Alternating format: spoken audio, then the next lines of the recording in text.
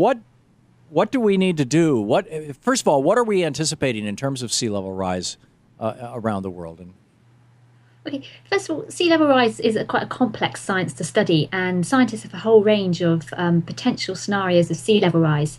They think maybe an upper estimate could be around about a metre per century. So I guess in American terms, that's just over 3 foot. But there could be variation. We would expect some parts of the world to see a little bit more sea level rise than that, some parts a little bit less. mm-hmm. And what are countries around the world doing to prepare for this?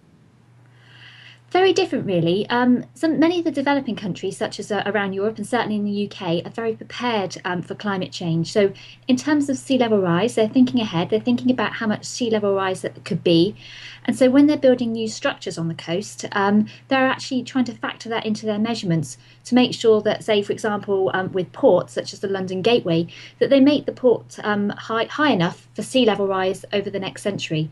Other countries aren't doing so much, perhaps because they don't want to, they can't afford to, or they're just not aware of the problem. So Like it really, the United States. yes, there's quite a lot of variation. Yeah. Pardon me, I interrupted you. I'm sorry. No, that was it. Okay. So when I guess for an American audience, I mean, for Americans, the big question is if the science is telling us that some really big problems are coming for the tens of millions of people, maybe even over 100 million people who live along our seacoasts on the west and east coast of the United States and the southern coast of the United States. If our science is telling us, hey, you got a really serious problem coming down the road, or even you have right now in your backyard, witness Katrina or Hurricane Sandy, but our politicians who are bought off, in a political system where the Supreme Court allows big transnational corporations to buy politicians.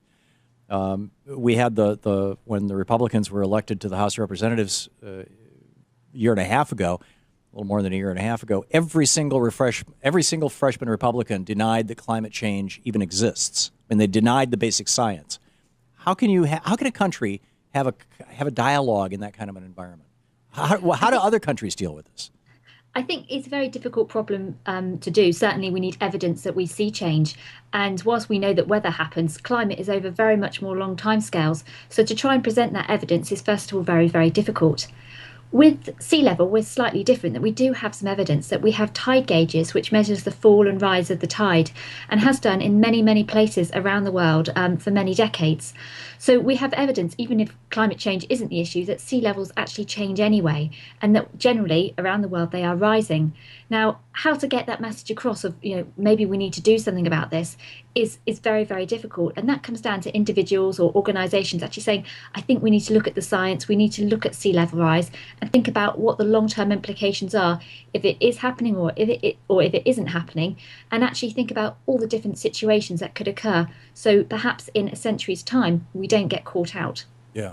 Or perhaps even less than a century, it seems. Perhaps less than a century. Yeah.